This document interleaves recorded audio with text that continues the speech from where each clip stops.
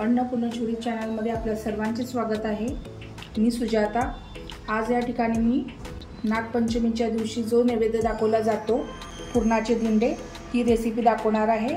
या ठिकाणी मी तुम्हाला आज नागपंचमीची कथा थोडक्यात सांगणार आहे। तर नाग हा शेतकऱ्यांचा मित्र असं पण म्हटलं जातं। तर एक शेतकरी होता, तो शेतामध्ये नांगरणी करत असताना त्याच्या नांगराखाली एक नाग आला होता आणि तो जखमी झाला होता। तेव्हा त्या नागानं बदला घ्यायचा विचार केला होता। तेव्हा तो शेतकऱ्याच्या घराजवळ आला। तेव्हा शेतकऱ्याच्या कुटुंबाचा निर्वंश करायचा त्याच्या मनात विचार आला।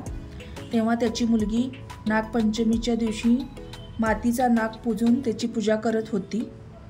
तेव्हा त्याच्या मनात असं आलं की आपण ह्या कुटुंबाला निर्वंश मारू शकत नाही, कारण आपली पूजा करतात, आपल्याला रक्षण करता मानतात, त्यामुळे आपण त्यांना मारायचं नाही।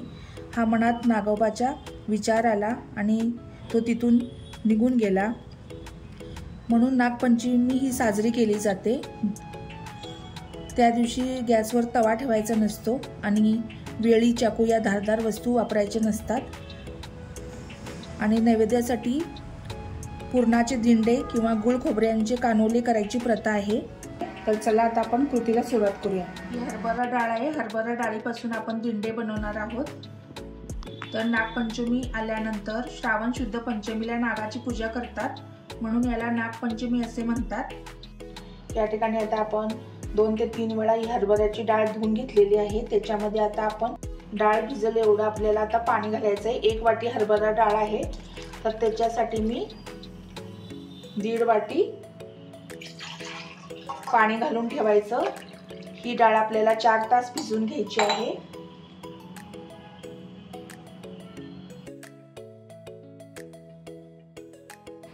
तर या ठिकाणी आता आपण जे दिंडे करणार आहे त्याच्यासाठी 4 तास ही डाळ आपण भिजत घालून घेतलेली आहे। तर आता आपण या कुकरमध्ये त्याला घालून, तर या ठिकाणी डाळ मी आता मगाशी पाणी होतं डाळीमध्ये ते काढून घेतलेलं आहे। आता 2 वाट्या आपण पाणी ह्याच्यात घालून घ्यायचं आहे।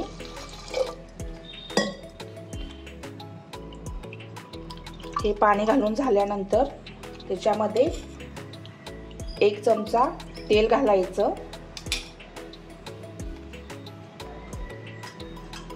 आणि चिमूटभर आपल्याला हळद घालायची आहे, जेणेकरून आपल्या पुरणाला चांगला कलर येण्यासाठी। तर चला आता आपण ह्याला 2 ते 3 शिट्ट्या करून घेऊया। तर या ठिकाणी बघा मी 4 शिट्ट्या मारून घेतलेल्या आहेत डाळीला। तर आता आपण ही डाळ आहे त्याच्यातलं पाणी पहिलं काढून घेऊया।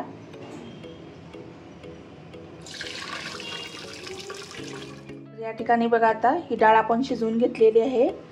तुम्हाला दाखवते, अशा पद्धतीनं डाळ चांगली शिजवून घ्यायची आहे।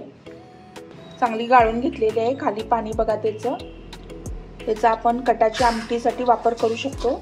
तर या ठिकाणी बघा आता आपण डाळ शिजवून घ्यायची आहे। याच्यामध्ये आता आपण डाळ टाकूया।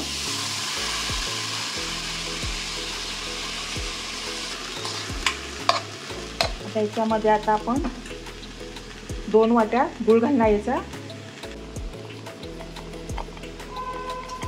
आणि चांगलं त्याला शिजवून घ्यायचं आहे, पुरण करून घ्यायचं आहे त्याचं। तर या ठिकाणी बघू शकता ही डाळ आता आपण शिजवतोय। जरी आता ही पातळ दिसत असेल तरी सुद्धा जसं जसं ती थंड होईल तसं तसं घट्ट होते। ह्याच्यामध्ये आता आपण जायफळ घालून घेतली आहे। तर या ठिकाणी बघा आता आपलं पुरण मगाशी पातळ दिसत होतं, पण आता व्यवस्थित झालेलं आहे। तर या ठिकाणी आता आपलं हे पुरण तयार झालेलं आहे। आता गॅस बंद करूया।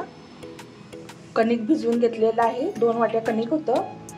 तर अशा पद्धतीनं बघा छान मळून घ्यायचं आहे आणि 20 मिनिटं असंच ठेवायचं। त्याच्यानंतर आपण दिंडे करायला घेऊया। तर या ठिकाणी बघा आता आपण पुरण चांगलं शिजवून घेतलंय। पुरण यंत्रातून काढायची काही आवश्यकता नाही, असं नुसतं घोटून जरी घेतलं ना तरी पुरण आपलं छान झालेलं आहे, मऊसूत। या ठिकाणी आता आपण दिंड्याचे पुरण आपलं तयार झालेलं आहे आणि कणिक आपण भिजवून घेतली होती। तर चला आता आपण दिंडे करून घेऊया। एक पेढ्याच्या आकाराचा एक गोळा घ्यायचा आहे आपल्याला।